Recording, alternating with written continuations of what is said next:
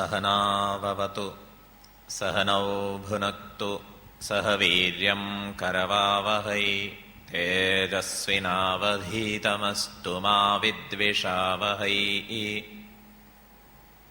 ॐ शान्ति शान्ति शान्तिः। ॐ ब्रह्मानन्दं परमसुखदं केवलं ज्ञानमूर्तिं द्वन्द्वातीतं गगनसदृशं तत्त्वमस्यादिलक्ष्यम् एकं नित्यं विमलमचलं सर्वधी साक्षिभूतं भावातीतं त्रिगुणरहितं सद्गुरुं तं नमामि। ॐ सदाशिवसमारम्भां शङ्कराचार्यमध्यमामस्मदाचार्यपर्यन्तां वन्दे गुरुपरम्पराम्। श्रुतिस्मृतिपुराणानामालयं करुणालयं नमामि भगवत्पादं शङ्करं लोकशङ्करम्।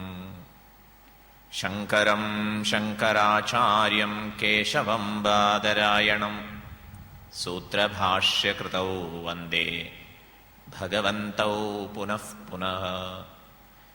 ईश्वरो गुरुरात्मेति मूर्तिभेदविभागिने व्योमवद्व्याप्तदेहाय दक्षिणामूर्तये नमः।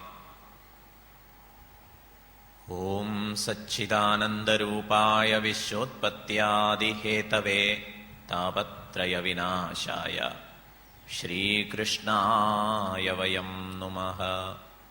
कोमलं कूजयन् वेणुं श्यामलोऽयं कुमारकः वेदवेद्यं परं ब्रह्मा भासतां पुरतो मम। यं प्रव्रजन्तमनुपेतमपेतकृत्यं द्वैपायनो विरहकातर आजुहाव पुत्रेति तन्मयतया तरवोऽभिनेतु तं सर्वभूतहृदयं मुनिम् आनतोऽस्मि। ॐ ब्रह्मानन्दरसानुभूतिकलितैः पूतैः सुशीतैः सितैः युष्मद्वाक्खलशोज्झितैः श्रुतिसुखैः वाक्यामृतैः सेचय सन्दप्तं भवतापदावदहनज्वालाभिरेणं प्रभो धन्यास्ते भवदीक्षणक्षणगते पात्रीकृता स्वीकृताः। यस्मिन् सर्वं यतः सर्वं यः सर्वं सर्वदृक्तथा सर्वभावपदातीतं बोधानन्दं स्मराम्यहम्। हरि ओम्। आत्मा രാമനായ ശുക ബ്രഹ്മർഷി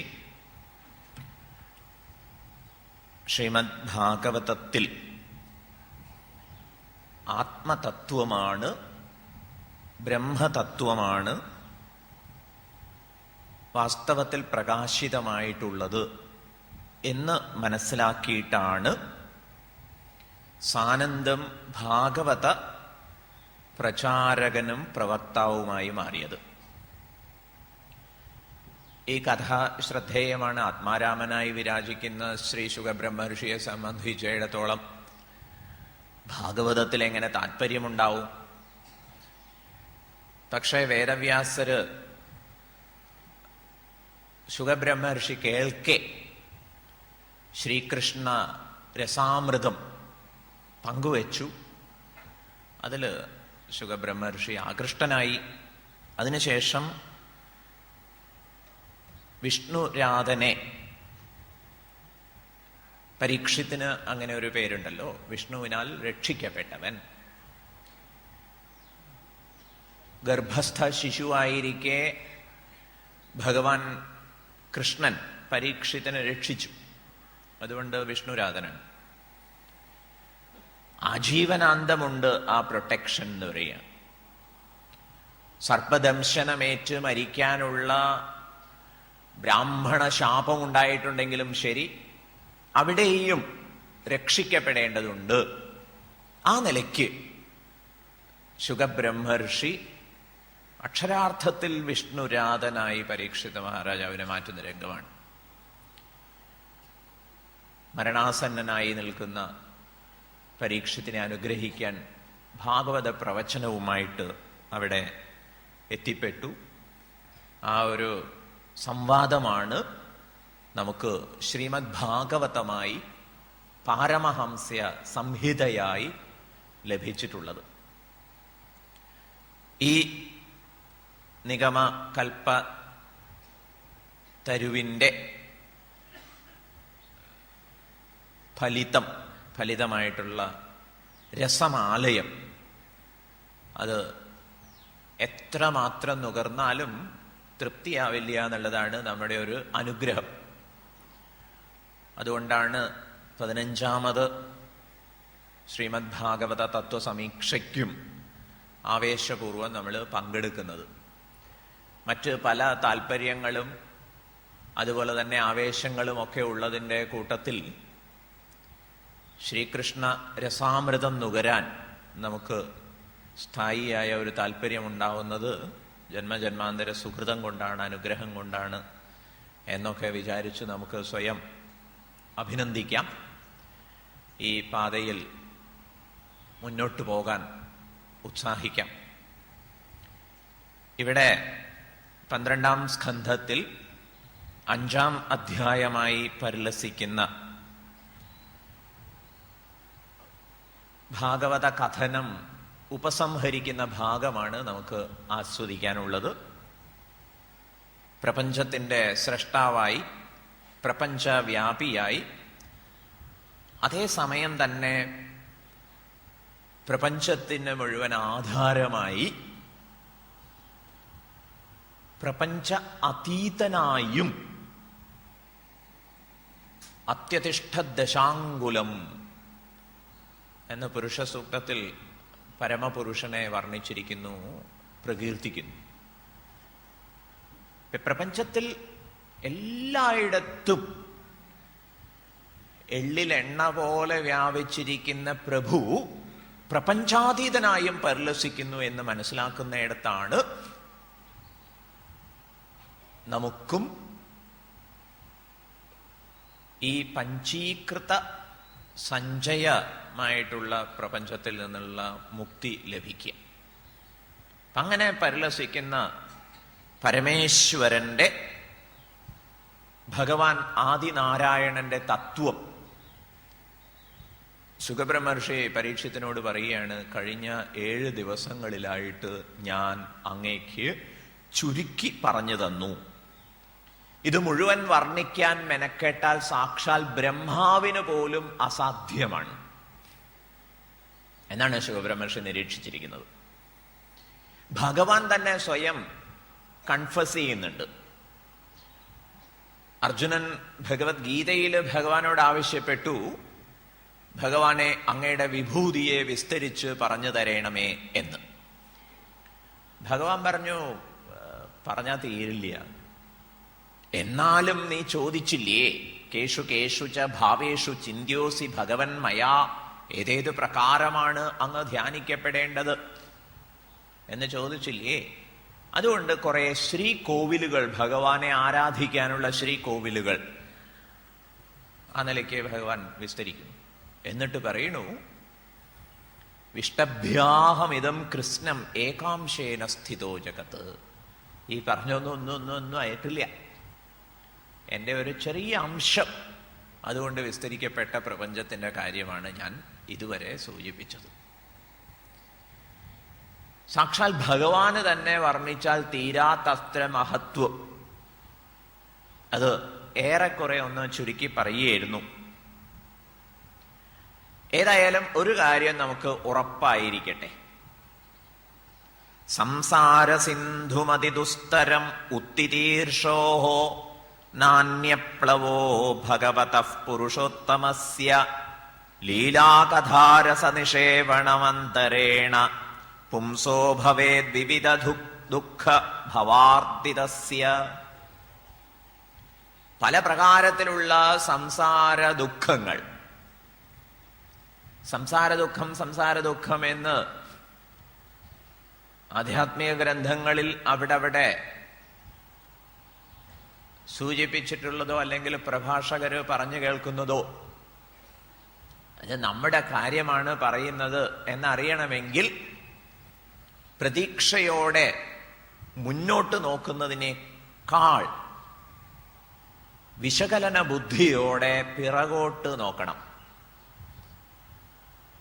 നാം ഇന്നലകളിൽ അനുഭവിച്ചിട്ടുള്ള സുഖദുഃഖലാഭനഷ്ട ജയപരാജയങ്ങളുടെയൊക്കെ ഒരു കണക്കെടുത്താൽ,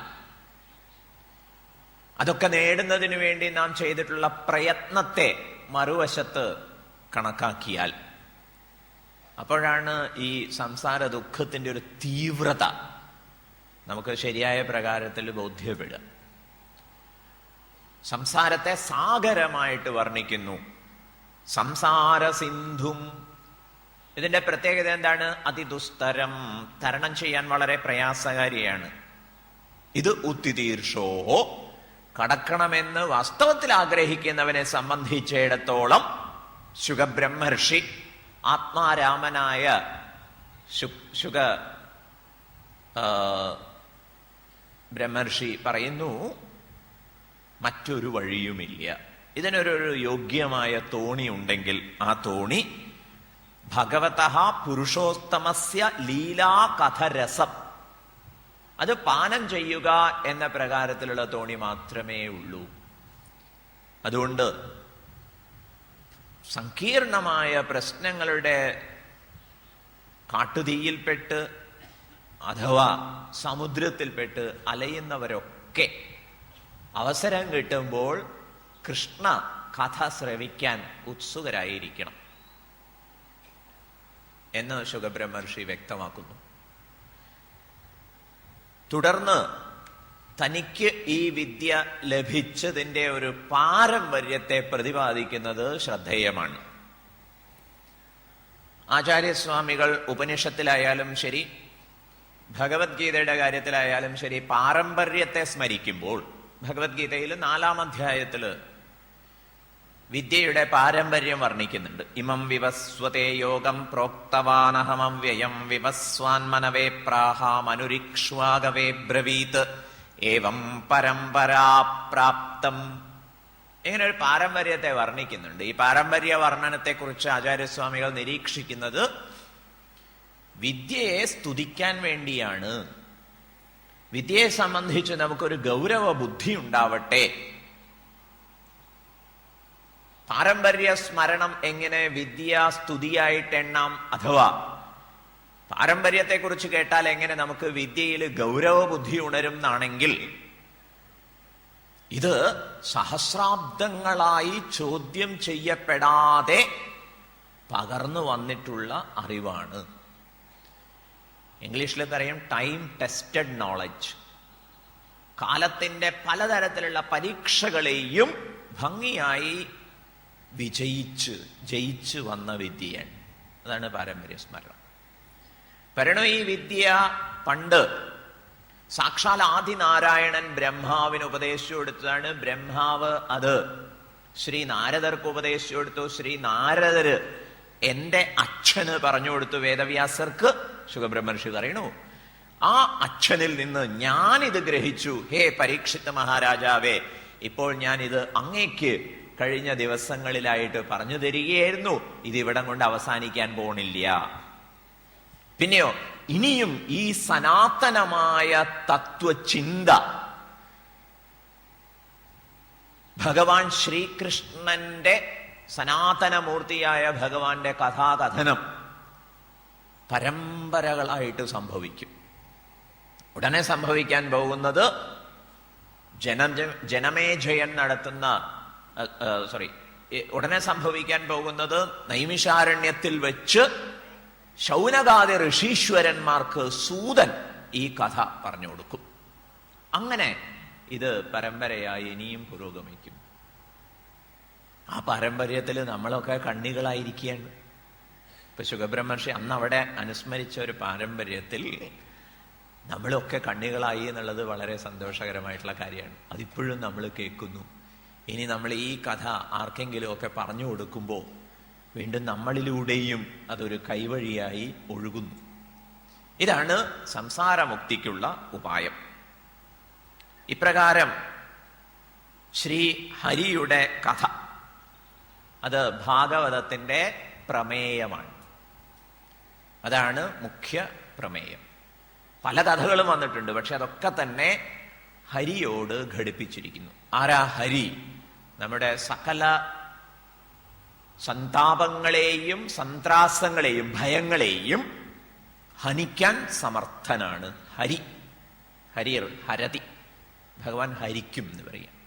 ആ പ്രഭുവിന്റെ കഥ കേൾക്കുന്നവർക്ക് തീർച്ചയായിട്ടും സർവഭയനാശമുണ്ടാവും. സകല ഭയങ്ങളുടെയും വേരിരിക്കുന്നത്, ഇതൊക്കെ നമുക്ക് സ്വകാര്യമായിട്ട് ആലോചിച്ച് നോക്കാൻ സാവകാശം ഉണ്ടാവട്ടെ. സകല ഭയങ്ങളുടെയും വേരിരിക്കുന്നത് അത് മരണഭയത്തിലാണ്.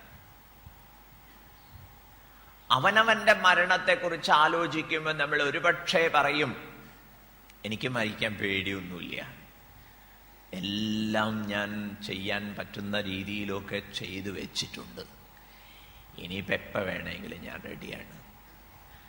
അങ്ങനെ പറയുന്നവരോട് വാദിക്കാൻ സ്വാമി ഇല്ല. അങ്ങനെയൊന്നല്ല, ആർക്കും മരിക്കാൻ അത്രയൊന്നും ഇഷ്ടമുണ്ടാവില്ല എന്നൊന്നും സ്വാമി പറയാൻ ആളല്ല. പക്ഷെ ഒരു കാര്യം ഉറപ്പായിട്ടും പറയാം, മറ്റുള്ളവരുടെ മരണത്തെ ചൊല്ലി തീർച്ചയായിട്ടും നിങ്ങൾക്ക് സങ്കടമുണ്ടാകാം, ഭയമുണ്ടാകാം. നമുക്ക് വേണ്ടപ്പെട്ടവരൊക്കെ വിട്ടുപോകുന്നു എന്നുള്ളത് നമുക്ക് സമ്മതിക്കാൻ പറ്റില്ലല്ലോ. ചുരുക്കം ഇതാണ്, നമ്മളെല്ലാവരും ഒരു പ്രകാരത്തിൽ അല്ലെങ്കിൽ മറ്റൊരു പ്രകാരത്തിൽ മരണഭയത്തിന്റെ നിഴലിലാണ്. മറ്റ് ഭയങ്ങൾ അതിൽ നിന്നും ഉണ്ടായിട്ടുണ്ട്. സകല ഭയങ്ങളിൽ നിന്ന് മുക്തി ഉണ്ടാവാൻ അഭയപ്രതിഷ്ഠ അത് നേടാനുള്ള വഴി എന്താ? ഭാഗവതം. ത്വം തുരാജന്മരിഷ്യേതി പശുബുദ്ധിം ഇമാം ജഹി. ഇതാണ് ശ്രീമദ് ഭാഗവതത്തിൽ പല പല കഥകളും. എന്തൊക്കെ കഥകൾ നമ്മൾ കേട്ടു. വിശേഷിച്ചും പുരഞ്ജന ഉപാഖ്യാനം പോലെ തത്വദർശനത്തെ ഭംഗിയായി പങ്കുവെക്കുന്ന കഥകൾ തൊട്ട് നിമി നവയോഗി സംവാദം വരെ ഉദ്ധവ ഉപദേശമടക്കം നമ്മൾ കേട്ടു. ഇതിൻ്റെയൊക്കെ സംഗ്രഹിത സന്ദേശം എന്താണ്? ക്വിൻറ്റെസൻസ്. ഉത്തരം, ത്വം തുരാജന്മരിഷ്യേതി പശുബുദ്ധിമിമാം ജഹി. അങ്ങ് മരിക്കും എന്ന ചിന്ത, ആ ചിന്ത പുനഃപരിശോധിക്കണം. അത് പശുബുദ്ധിയാണ്, മൃഗസഹജമായ തോന്നലാണ്.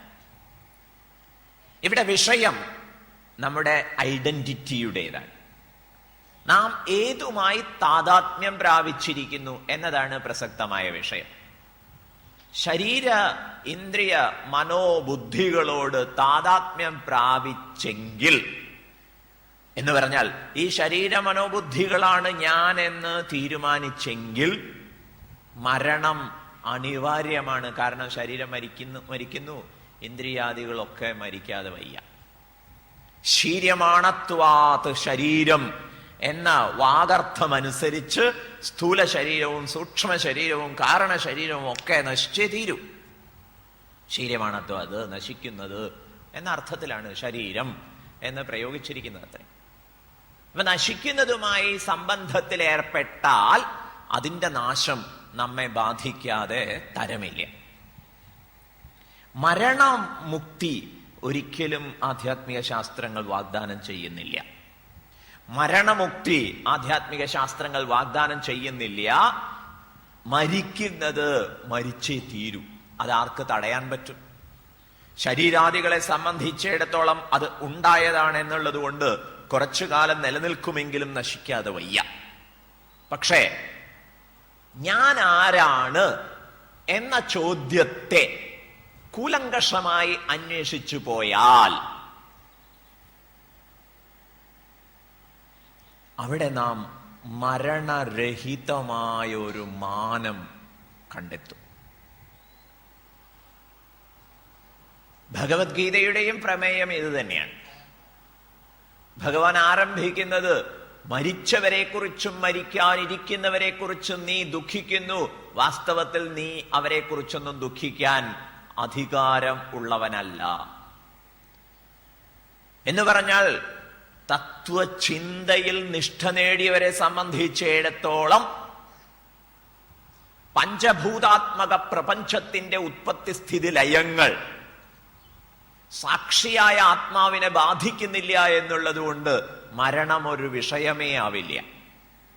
നാനുശോചന്തി പണ്ഡിതാഹ പണ്ഡാ ആത്മവിഷയാ ബുദ്ധി യസ്യ അസ്തി.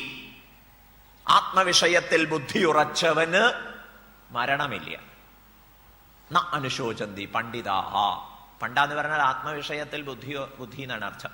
അത് ഉറച്ചവനാണ് പണ്ഡിതൻ. പണ്ഡിതന് മരണഭയം ഉണ്ടാവാൻ ന്യായമില്ല എന്നാണ്. ത്വം തുരാചന്മരിഷ്യേതി പശുബുദ്ധിമിമാം ജഹി നജാത പ്രാഗ് അഭൂതോദ്യ ദേഹവത്വം നങ്ക്ഷ്യസി. അങ്ങ് നേരത്തെ ഇല്ലാതിരുന്നു എന്നുള്ള അവസ്ഥ ഉണ്ടായിട്ടില്ല.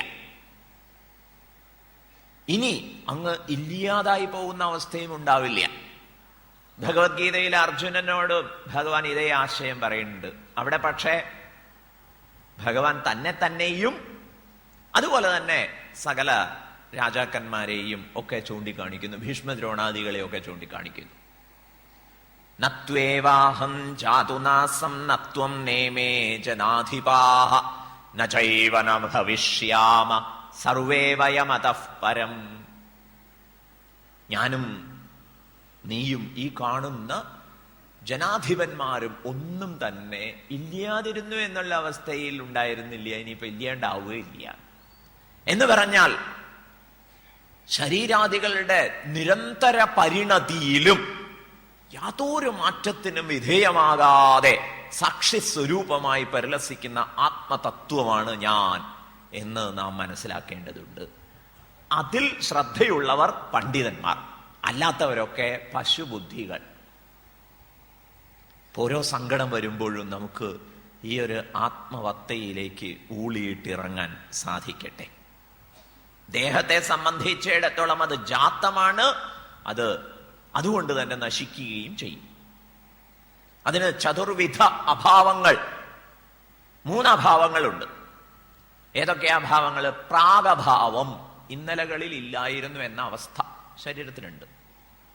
പ്രധ്വംസാഭാവം, ഇത് നശിച്ചു കഴിഞ്ഞാൽ പിന്നെ ഉണ്ടാവില്ല എന്നുള്ളൊരവസ്ഥയുണ്ട്. അന്യോന്യ അഭാവം, ഒരു ശരീരത്തിൽ നിന്ന് മറ്റൊരു ശരീരം വേറിട്ടതാണ്. ആ നിലയിലുള്ള അഭാവമുണ്ട്.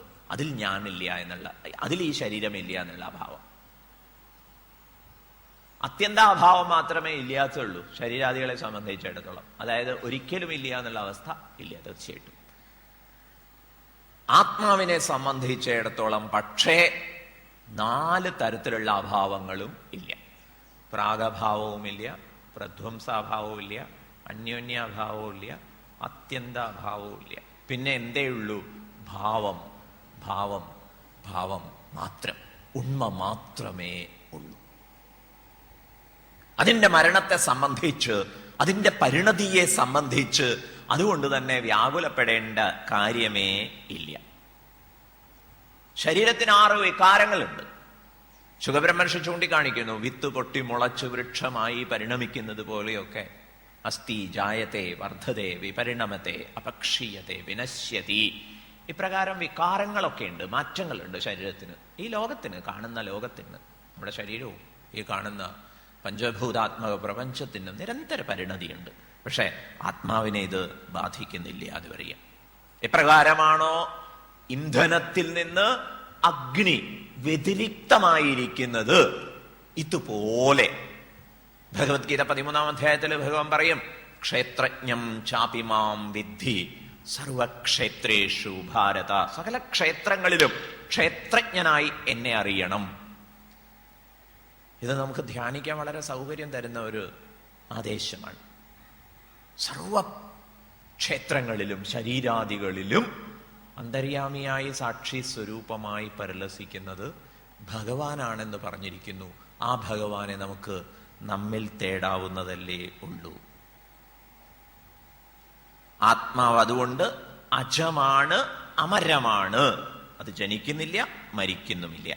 ദേഹേ മൃതേ ജീവോ ബ്രഹ്മ സമ്പദ്യത്തെ പുനഃ. ദേഹം നശിച്ചു കഴിഞ്ഞാലോ ജീവൻ ബ്രഹ്മത്തെ പ്രാപിക്കുന്നു.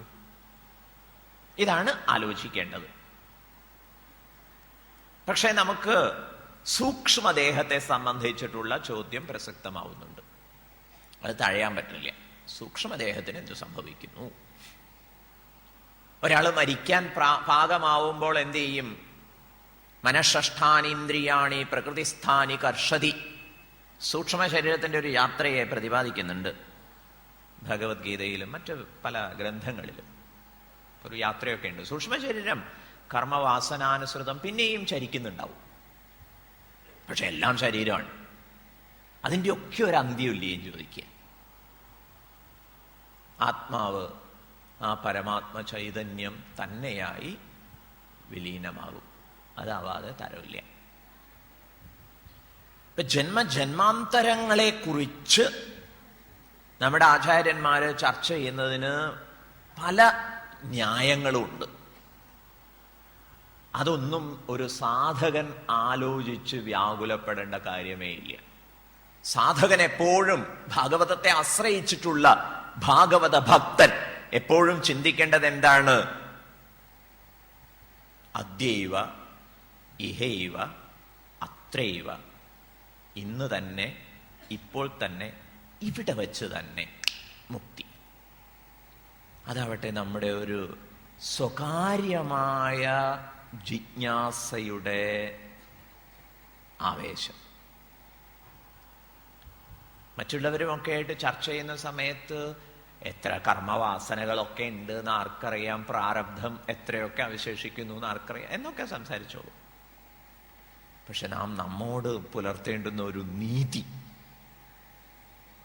ഞാൻ ഒരിക്കലും ബന്ധനസ്ഥനായിരുന്നില്ല, അതുകൊണ്ട് എനിക്ക് ഒരിക്കലും മുക്തി നേടേണ്ട കാര്യവുമില്ല എന്ന് വന്നു കഴിഞ്ഞാൽ ഞാൻ ഇപ്പോഴേ മുക്തനായി എന്ന് വരുന്നു. ഇത് ആചാര്യന്മാര് പറഞ്ഞു തന്ന പ്രകാരത്തിൽ ധ്യാനിക്കാൻ, സ്വകാര്യമായിട്ട് ഉത്സാഹിക്കാം. ആരോടും പറഞ്ഞു നടക്കാനൊന്നും ആവേശം കാണിക്കേണ്ട കാര്യമില്ല. മനസ്സൃജതി വൈ ദേഹാൻ ഗുണാൻ കർമാണി ച ആത്മനഃ തന്മനസ്സൃജതേ മായ തതോ ജീവസ്യ സംസൃതി. ജീവന്റെ സംസാരത്തെ കുറിച്ചുള്ള ഒരു വ്യാഖ്യാനം. ദേഹാതീതമായിട്ട് ഇന്ദ്രിയം, മനസ്സ് മുതലായവയൊക്കെ ഉണ്ട്. ഇതിൽ മനസ്സാണ്, പ്രബലമായ മനസ്സാണ് സൃജതി, സൃഷ്ടിക്കുന്നത്. ഓരോരോ ദേഹങ്ങളെ കൽപ്പിച്ചു തരുന്നത് മനസ്സാണ്. ഗുണങ്ങളെ ഉത്തേജിപ്പിക്കുന്നത് മനസ്സാണ്. കർമ്മങ്ങളെ നിശ്ചയിക്കുന്നതും കർമ്മങ്ങളിലേക്ക് നമ്മെ വലിച്ചഴക്കുന്നതും മനസ്സാണ്. ചുരുക്കത്തിൽ തന്മനസൃജത്തെ മായ. ഈ മനസ്സു തന്നെ മായയെയും സൃഷ്ടിക്കുന്നു. തതോ ജീവസ്യ സംസൃതി. അതുകൊണ്ട് മനസ്സിനെ ശ്രദ്ധിക്കും. മനയേവ മനുഷ്യാണാം കാരണം ബന്ധമോക്ഷയോ. മനസ്സെന്താണ്? മനസ്സ് എന്ന് പറയുന്നത് കുറെ ജ്ഞാനവൃത്തികളും ക്രിയാവൃത്തികളും അതുപോലെ അഭിമാനവൃത്തികളും ചേർന്നതാണ്. ഗുരുദേവ് ചിന്മയാനന്ദ സ്വാമിജി മനസ്സിനെ നിർവചിക്കുന്നത്, what is the definition of mind? It is only flow of thoughts. ഇത് വളരെ സൗകര്യമാണ്. വിശേഷിച്ച് നമ്മൾ സ്വകാര്യമായി, അതായത് ഒറ്റയ്ക്കിരുന്ന് തത്വചിന്തയെ ചെയ്യുമ്പോൾ, ധ്യാനിക്കുമ്പോൾ ഫ്ലോ ഓഫ് തോട്ട്സ്. അതുകൊണ്ട് ഗുരുദേവൻ നിർദ്ദേശിക്കുക, increase the quality of your thoughts. അതിൻ്റെ ഗുണമേന്മ വർദ്ധിപ്പിക്കുക, അതിനുവേണ്ടി ഉത്സാഹിക്കുക. അതുപോലെ തന്നെ reduce the quantity of your thoughts. ചിന്തകളുടെ എണ്ണം കുറച്ച് കുറച്ച് കുറച്ച് കുറച്ച്. ഇതിനൊക്കെയാണ് നമ്മൾ ഹരേ കൃഷ്ണ കൃഷ്ണ കൃഷ്ണ ഹരേ ഹരേ എന്നൊക്കെ പ്രാർത്ഥിക്കുന്നത്. ഇത്തിരി തമാശ കലർത്തിയിട്ട് ചിന്മയാനന്ദ സ്വാമിജി പറഞ്ഞു തരും. ഹരേ എന്ന് പറഞ്ഞാൽ എന്താ അർത്ഥം? ഹരി, ഹരിക്കുന്നവൻ. അപ്പൊ ഹരേ കൃഷ്ണ എന്നുള്ള റിക്വസ്റ്റ്, പ്രാർത്ഥനയുടെ അർത്ഥം എന്താണ്? ലൂട്ടർ കൃഷ്ണ, ലൂട്ടർ കൃഷ്ണ, കൃഷ്ണ കൃഷ്ണ, ലൂട്ടോ ലൂട്ടോ. ഭഗവാൻ അപഹരിക്കുന്നവനാണ്. ഹേ കള്ളകൃഷ്ണ, വന്ന് അപഹരിക്കൂ. ഇപ്പൊ വൃത്തികളുടെ എണ്ണം കുറയട്ടെ എന്ന് പറയും. ജ്ഞാനേന്ദ്രിയങ്ങൾ ജ്ഞാനവൃത്തികളെയും കർമ്മേന്ദ്രിയങ്ങൾ കർമ്മവൃത്തികളെയും, വൃത്തി പറഞ്ഞാൽ ചിന്ത എന്ന് ലളിതമായിട്ട് മനസ്സിലാക്കാം. സാങ്കേതികമായിട്ട് പല തലങ്ങളൊക്കെ ഉണ്ട്. ലളിതമായിട്ട് നമുക്ക് ഇങ്ങനെ പറയാം, ചിന്തകൾ. ഇപ്പോൾ ജ്ഞാനവൃത്തികളുണ്ട്, ക്രിയാവൃത്തികളുണ്ട്, അഭിമാനവൃത്തികളുണ്ട്. ഇതൊക്കെ കൂടിയാണ് മനസ്സിനെ ഉണ്ടാക്കുന്നത്. ഈ മനസ്സാണ് ബാക്കിയൊക്കെ സൃഷ്ടിക്കുന്നത്. ഇതിൽ നിന്നൊക്കെ രക്ഷപ്പെടാനുള്ള വഴി എന്താ? ഒരു ചിന്തയെ ശരിക്കും ഒന്ന് വിശകലനം ചെയ്താലും മതി. ഇൻ എ തോട്ട്, ഒരു ചിന്തയിൽ ഗുരുദേവ് മറ്റൊരിടത്ത് സൂചിപ്പിച്ചു തന്നിട്ടുണ്ട്, ഓബ്ജക്ട്സും ഉണ്ട്, കോൺഷ്യസ്നെസ്സും ഉണ്ട്. ഒരു ചിന്തയിൽ പദാർത്ഥങ്ങളും ഉണ്ട്, ബോധമുണ്ട്. Filter away those objects. Object എന്ന് പറഞ്ഞാൽ, പദാർത്ഥം എന്ന് പറഞ്ഞാൽ അവിടെ ദേശമുണ്ട്, കാലമുണ്ട്, പലതരത്തിലുള്ള ഫീലിങ്സ്, വികാരങ്ങളുണ്ട്, ഐഡന്റിഫിക്കേഷൻസ് ഉണ്ട്. ഇതൊക്കെ അങ്ങോട്ട് മാറ്റിക്കഴിഞ്ഞാലോ കോൺഷ്യസ്നെസ് എലോൺ റിമെയിൻസ്. ഈ ചിന്തകളെ മുഴുവൻ ആരാ പ്രകാശിപ്പിക്കുന്നത്?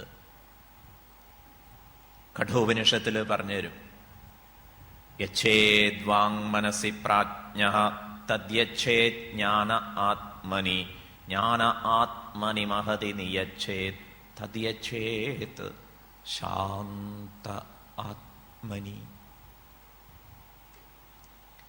നിങ്ങൾ കണ്ണ് തുറന്നിരിക്കട്ടെ, കണ്ണടച്ചിരിക്കട്ടെ, എങ്ങനെ വേണമെങ്കിലും ധ്യാനിക്കാം. Only thing is just withdraw. ഒരു റോസാപ്പൂവിനെ കാണുന്നിടത്ത് നിന്ന് കണ്ണിലേക്ക് നിങ്ങളുടെ ശ്രദ്ധയെ യജിക്കൂ. ആ കണ്ണിൽ നിന്ന് അതിന് പിറകിലുള്ള മനസ്സിലേക്ക്, മനസ്സിൽ നിന്ന് ബുദ്ധിയിലേക്ക്, അങ്ങനെ ഒരു ഹോമം. അവസാനം ആത്മാ സാ കാഷ്ഠാ സ പരാംഗതി. ഈ ഒരു നിഷ്ഠ അസാധ്യമല്ല, ഉത്സാഹിക്കാവുന്നതാണ്. മനസ്സൃജതി. ശ്രീനാരായണ ഗുരുദേവൻ തത്വജ്ഞാനിയുടെ സദാവസ്ഥയെക്കുറിച്ചും ആ നിലയിലേക്ക് ഉയരാൻ കഴിഞ്ഞിട്ടില്ലാത്ത സംസാരിയുടെ ദുരവസ്ഥയെക്കുറിച്ചും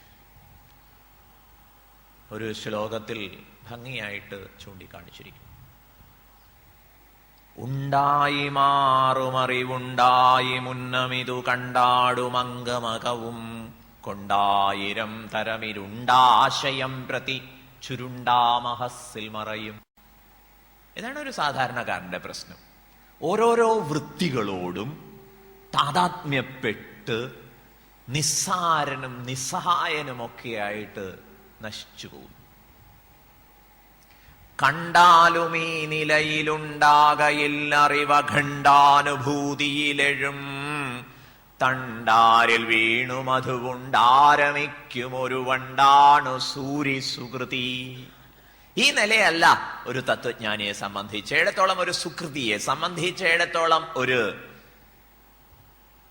പണ്ഡിതനെ സംബന്ധിച്ചിടത്തോളം. സൂരി പണ്ഡിതൻ, സുകൃതി ചെയ്യേണ്ട കാര്യങ്ങളൊക്കെ യഥോചിതം ചെയ്ത് തന്റെ അകർത്തൃത്വത്തെയും അഭോക്തൃത്വത്തെയും, ഞാനൊരു ഡൂവറുമല്ല എൻജോയറുമല്ല, ഞാൻ ഒരു കർമ്മവും ചെയ്യുന്നില്ല, ഒരു കർമ്മഫലവും എന്നെ ബാധിക്കുന്നുമില്ല, ഈ നിഷ്ഠ നേടിയ ഒരു തത്വജ്ഞാനിയെ സംബന്ധിച്ചിടത്തോളം കണ്ടാലും ഈ നിലയിലുണ്ടാകയില്ലറിവ് അഖണ്ഡാനുഭൂതിയിലെഴും തണ്ടാരിൽ വീണു മധുവുണ്ടാരമിക്കുമൊരു വണ്ടാണു സൂരി സുകൃതി. ഈ സുകൃതിയെ സംബന്ധിച്ചിടത്തോളം ഒരു വണ്ടിനെ പോലെ ഈ പ്രപഞ്ചം, പല പ്രകാരത്തിൽ വിരിഞ്ഞ് പരിലസിക്കുന്ന പ്രപഞ്ചം ഒരു താമര പോലെ ഈ തത്വജ്ഞാനിക്ക് മുന്നിൽ വിരിഞ്ഞ് പരിലസിക്കുന്നു. അദ്ദേഹം ആ പ്രപഞ്ച താമരയിൽ നിന്ന് അദ്വൈത മകരന്തം അനവരതം നുകരുന്നു. ഇത് ആരുടെയെങ്കിലുമൊക്കെ ഒരു പ്രിവിലേജ് ആയിട്ട് മാറ്റിവെക്കേണ്ട കാര്യമില്ല, മറിച്ച് നമുക്ക് ലഭിച്ച അനുഗ്രഹമായിട്ട് അന്വേഷിച്ച് സാക്ഷാത്കരിക്കാൻ ഉത്സാഹിക്കാവുന്നതാണ്.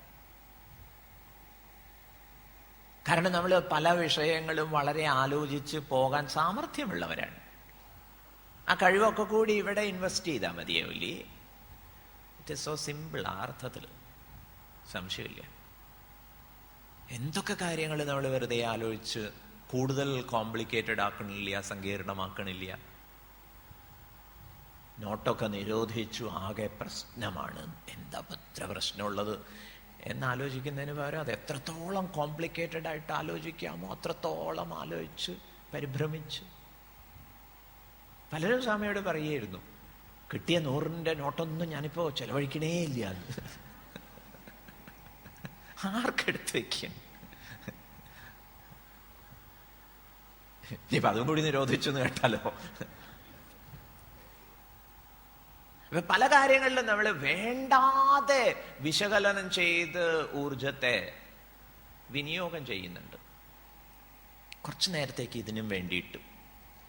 നിങ്ങൾ നോട്ടിന്റെ കാര്യം ചിന്തിക്കേണ്ടെന്നൊന്നും സ്വാമി പറയുന്നില്ല. കാരണം അതൊക്കെ നിങ്ങളുടെ ഉത്തരവാദിത്വമാണല്ലോ, അത് ചെയ്തോളൂ. പക്ഷെ ഒപ്പം തന്നെ കുറച്ചു നേരം ഇതൊക്കെ ഡിസ്മിസ് ചെയ്ത്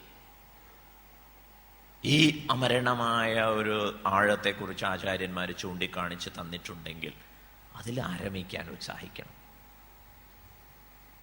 ഒരു വിളക്കിന്റെ ദൃഷ്ടാന്തം ശുഖബ്രഹ്മർഷി തുടർന്ന് പറയുന്നുണ്ട്. ഒരു വിളക്കിലെ സംബന്ധിച്ചിടത്തോളം എണ്ണയുണ്ട്, തിരിയുണ്ട്, അഗ്നിയുണ്ട്. ഇതുപോലെ കർമ്മവാസനകൾ അത് എരിയാണ്. നമ്മുടെ ജീവിതത്തിലും നിരന്തരം കത്തൽ നടക്കുന്നുണ്ട്. അതൊക്കെ വെറുതെ തൊടിയിലൊക്കെ ചപ്പ് ചവറുകൾ കൂട്ടിയിട്ട് കത്തിക്കുന്നത് പോലെയാ, വേസ്റ്റ്. പക്ഷെ ഇതിനെ യജ്ഞമാക്കി മാറ്റാൻ സാധിക്കും. യജ്ഞം എന്ന് പറയുമ്പോൾ പല അർത്ഥങ്ങളിലും മനസ്സിലാക്കാം. പ്രതിബോധവിദിതം മതം അമൃതത്വം ഹി വിന്ദതേ എന്ന കേനോപനിഷത്ത് ധ്യാന വിഷയകമായി ഒരു ഗംഭീര സൂചന തരുന്നുണ്ട്. You don't worry about your thoughts. ചിന്തകളെ ഒന്നും പരിഭ്രമിക്കാതെ ശ്രദ്ധിച്ചോളൂ. പ്രതിബോധവിദിതം, ഓരോരോ അറിവും എങ്ങനെ സാധിക്കുന്നു? അവിടെയൊക്കെ ബോധം, അനുസ്യൂതം എല്ലാ ജ്ഞാനവൃത്തികളെയും അഥവാ മറ്റു മനോവൃത്തികളെയും ഒക്കെ പ്രകാശിപ്പിക്കുന്നില്ലേ? അതിനെ ശ്രദ്ധിച്ചോളൂ എന്ന് പറയുക. അർക്കാനലാതി വെളിവൊക്കെ ഗ്രഹിക്കുമൊരു കണ്ണിനു കണ്ണ്, മനമാകുന്ന കണ്ണതിന് കണ്ണായിരുന്ന പൊരുൾ. അത് ഞാനാണ് എന്ന് മനസ്സിലായി കഴിഞ്ഞാൽ പിന്നെ പരമാനന്ദമായി എന്ന് എഴുത്തച്ഛനും ഓതി തന്നിരിക്കുന്നു. അതിനൊക്കെ വേണ്ടി ഇത്തിരി സ്വസ്ഥമായി ഇരുന്ന് ശ്രമിച്ചൂടെ? ഇതാണ് ആചാര്യന്മാർ ചോദിക്കുന്ന ചോദ്യം. 7 ദിവസം ഭാഗവതം വിസ്തരിച്ചിട്ടും ശുകബ്രഹ്മർഷി പറയണു, സംസാര ജ്വാലാബന്ധം അകറ്റി ഈ ആത്മാ സ്വയം ജ്വലിക്കുന്ന ഒരവസ്ഥ. നിരിന്ധന ഇവ അനല. കത്താൻ ഇന്ധനങ്ങളൊന്നുമില്ല, അഗ്നി മാത്രം. ആ ഒരു നിർവൃതി അത് നമുക്കൊക്കെ സാക്ഷാത്കരിക്കാവുന്നതാണ്. ഉലകരുറങ്ങിയുണർന്നു ചിന്ത ചെയ്യും പലതും ഇതൊക്കെയും ഉറ്റുപാർത്തു നിൽക്കും വിലമതിയാത വിളക്ക്, ഉദിക്കയും പിൻപൊലികയുമില്ലത് കണ്ടുപോയിടേണം. ഈ ഒരു ദീപാരാധന തൊഴലാണ് ലക്ഷ്യമിടേണ്ടത് എന്ന് പറയും. ഉലകരുറങ്ങിയുണർന്ന് ചിന്ത ചെയ്യും പലതും. ഇതല്ലേ നമ്മുടെ ഒരു രാവിലെ ഉണർന്നു, എണീറ്റു, എന്നിട്ട് ചിന്തിച്ചു, പലതും ചെയ്തു, വീണ്ടും ഉറങ്ങി.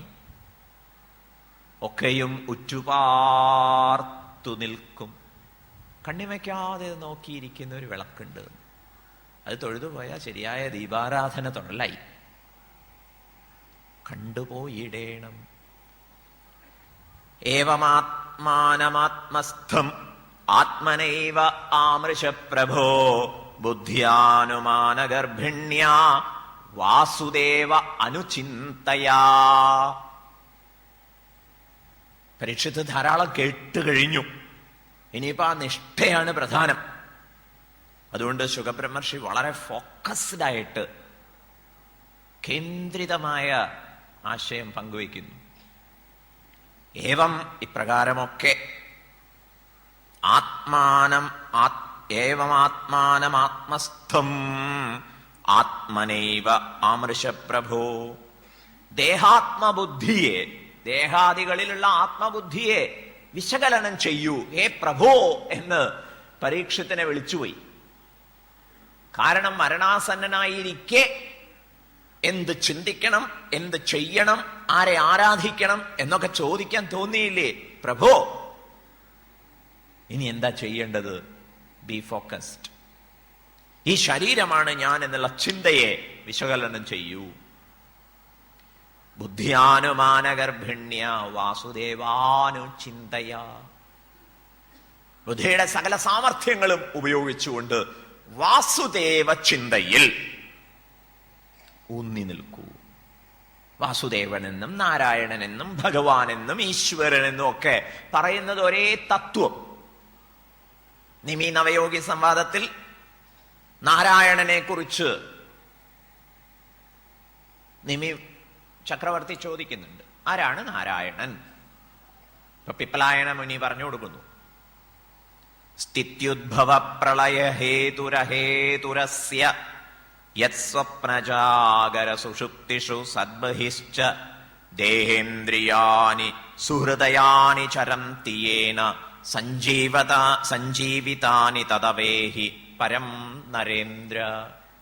പരമായി ഇതിനെ അറിഞ്ഞോളണം. പരം എന്ന് പറഞ്ഞാൽ ട്രാൻസെൻഡന്റൽ, ദേശകാല വസ്തു അതീതമായി പരിലസിക്കുന്ന തത്വമായിട്ട് ഇതിനെ അറിഞ്ഞോളണം. ഇതിനെ അറിയേണ്ടത് നാരായണനെ. ആരാ നാരായണൻ? സ്ഥിതി, ഓരോ പദാർത്ഥജാലങ്ങളുടെയും നിലനിൽപ്പിനെ, ഉദ്ഭവ ഉത്പത്തിയെ, പ്രളയ നാശത്തെ, ഇതിനൊക്കെ ഹേതുവായ തത്വത്തെ നാരായണൻ. ഇപ്പൊ ഈ ലോകം കാണുന്ന സമയത്ത് അത് എത്രത്തോളം ആകർഷകമാണ് എന്ന് അന്വേഷിക്കുന്നതിനപ്പുറത്ത് from where this universe originated, എവിടെ നിന്നാ ഇതൊക്കെ സംഭവിച്ചു വന്നത്? What is a substratum of the universe? ഈ പ്രപഞ്ച സാകല്യത്തിന്റെ ആധാരം എന്ത്? Finally where it get dissolves. ഇത് ഒടുവിൽ എവിടെയാണ് ചെന്ന് വിലയിക്കാൻ പോകുന്നത്?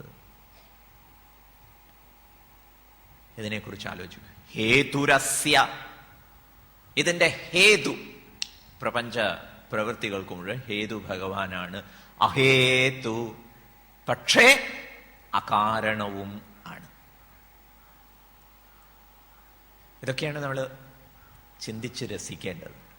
വിവേക ചൂടാമണിയിലെ ശങ്കരാചാര്യ പറയും, ഏകമേവ സത് അനേക കാരണം കാരണാന്തര നിരാസ കാരണം കാര്യകാരണ വിലക്ഷണം സ്വയം ബ്രഹ്മതത്വമസി ഭാവയാത്മനി. വളരെ തീവ്രമായി ധ്യാനിക്കൂ, ചിന്തിക്കൂ. എന്താ ധ്യാനിക്കേണ്ടത്, എന്താ ചിന്തിക്കേണ്ടത്? ഏകമേവ സത് അനേക കാരണം, പ്രകാശവർഷങ്ങൾ വ്യാപിച്ചു നിൽക്കുന്ന വിവിധ പ്രപഞ്ച പ്രകാരങ്ങൾക്ക് മുഴുവൻ ഏകമേവ കാരണം, ഒന്നാണ് കാരണം. ഈ കാരണമാകട്ടെ കാരണാന്തര നിരാസ കാരണം, മറ്റു കാരണങ്ങളെയൊക്കെ നിരസിക്കുന്ന കാരണമാണ്. എന്ന് പറഞ്ഞാൽ ഈ പരമകാരണത്തെ സംബന്ധിച്ചിടത്തോളം ബാക്കിയൊക്കെ കാര്യം. എന്താ കാര്യം എന്ന് പറഞ്ഞാൽ അർത്ഥം? കാര്യം എന്ന് പറഞ്ഞാൽ ഉണ്ടായി നിലനിന്ന് നശിക്കുന്നത്. കാരണം എന്ന് പറഞ്ഞാലോ കാര്യനിയത പൂർവവൃത്തി, കാര്യം ഉണ്ടായിരിക്കുന്നതിന് മുൻപും കാര്യം ഇല്ലാതായതിനു ശേഷവും ഉണ്ടായിരിക്കുന്നത്. അങ്ങനെ ഒരു കാരണം തേടിപ്പോയാൽ നമ്മൾ ഈ പരമകാരണത്തിലെത്തും. അത് മറ്റു കാരണങ്ങളെയൊക്കെ നിഷേധിക്കുന്നു. കാരണാന്തര നിരാസ കാരണം കാര്യകാരണ വിലക്ഷണം. കുറച്ചുകൂടി മുന്നോട്ട് പോകുമ്പോൾ അടുത്ത സ്റ്റെപ്പിൽ എന്തു പറയുന്നു? സോറി ടു സേ, ഇത് വാസ്തവത്തിൽ കാര്യവുമല്ല കാരണവും അല്ല. ലളിതമായി ആലോചിച്ചു കഴിഞ്ഞാൽ പാമ്പിനെ കണ്ട് ഭയന്നത് കയറാണെന്നറിഞ്ഞപ്പോൾ നമ്മൾ ഒരു സ്റ്റെപ്പിൽ ഒരുപക്ഷെ പറയും, സ്ലോ മോഷനിൽ ഒരുപക്ഷെ പറയും, ഈ ഞാൻ കണ്ട് പേടിച്ച പാമ്പിന്റെ കാരണം കയറായിരുന്നു എന്ന്. പക്ഷേ ഒരിക്കലും പാമ്പ് ഉണ്ടായിട്ടില്ല എന്നുള്ളതുകൊണ്ട് കയർ ഒരിക്കലും പാമ്പിന് കാരണമായിട്ടുമില്ല.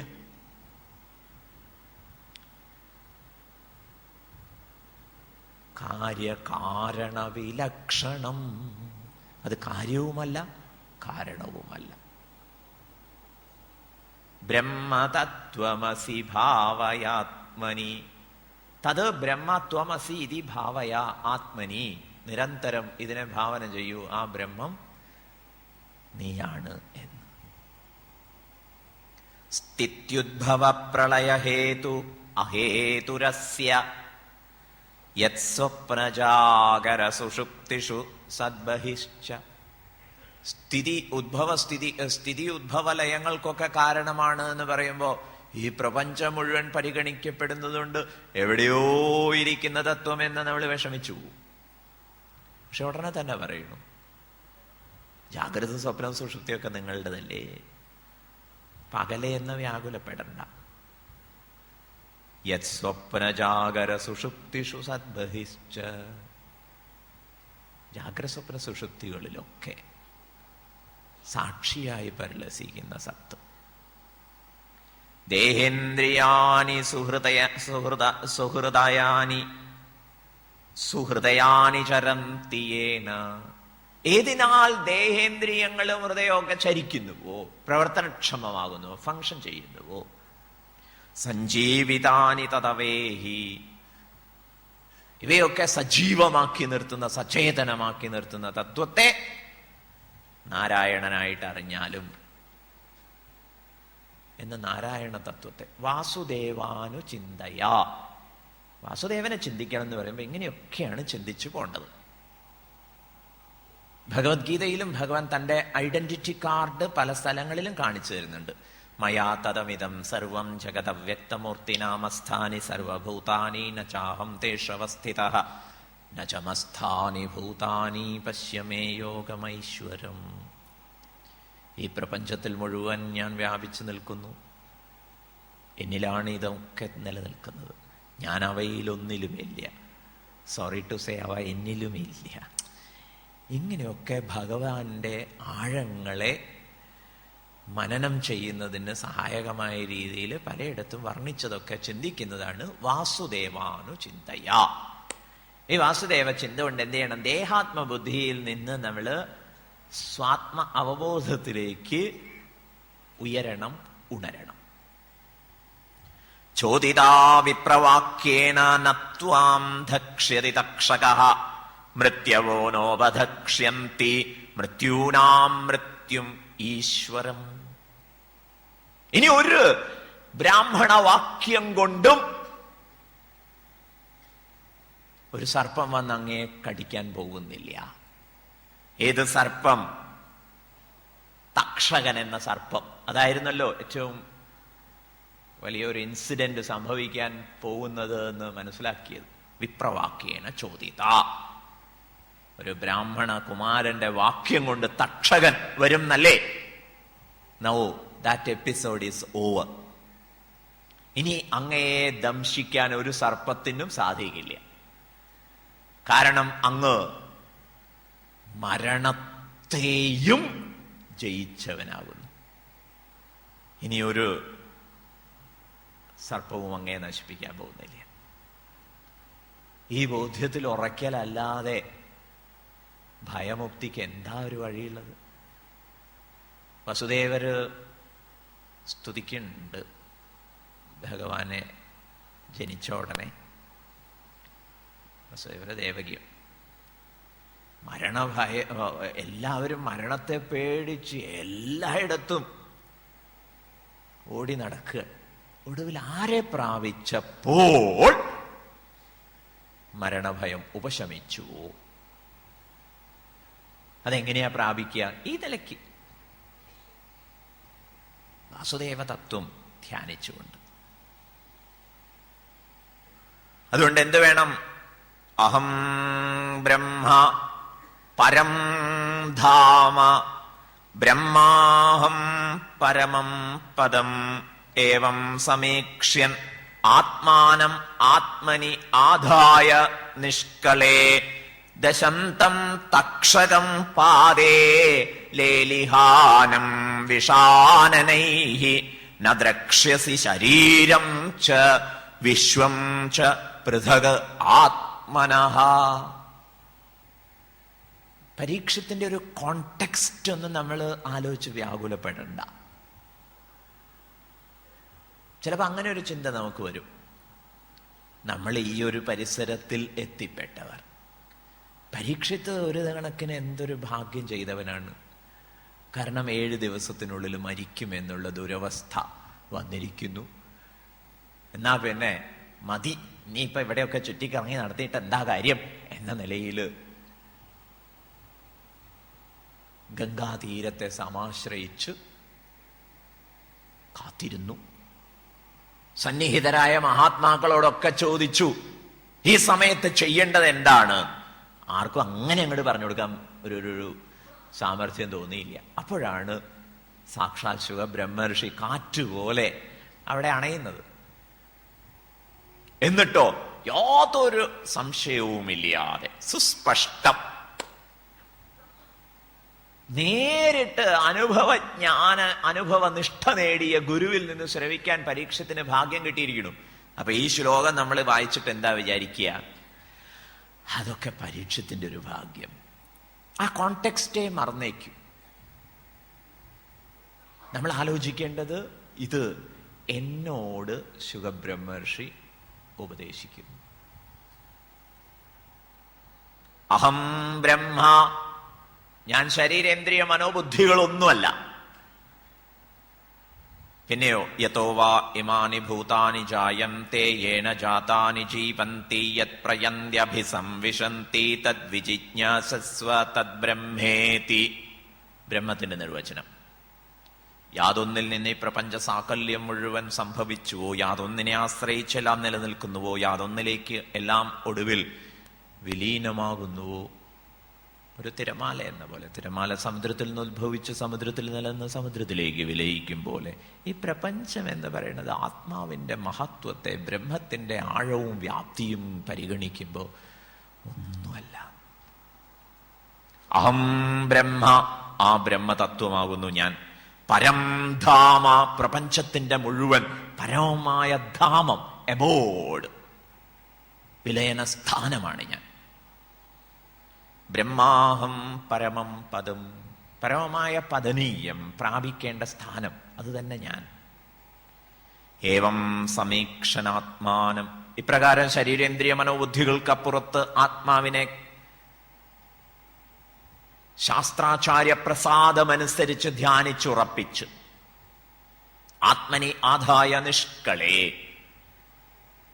തന്നെ തന്നെ ആ നിഷ്കളമായ കലാരഹിതമായ ആത്മാവിൽ പ്രതിഷ്ഠിച്ച് വർത്തിക്കൂ. ദശന്തം തക്ഷകം, ആ തക്ഷകൻ വന്ന് കടിക്കട്ടെ. പാതയിൽ എലിഹാനം വിഷാനനൈഹി, വിഷങ്ങളുള്ള അനവധി മുഖങ്ങളെ കൊണ്ട് അത് നക്കി തുടയ്ക്കട്ടെ. Who cares?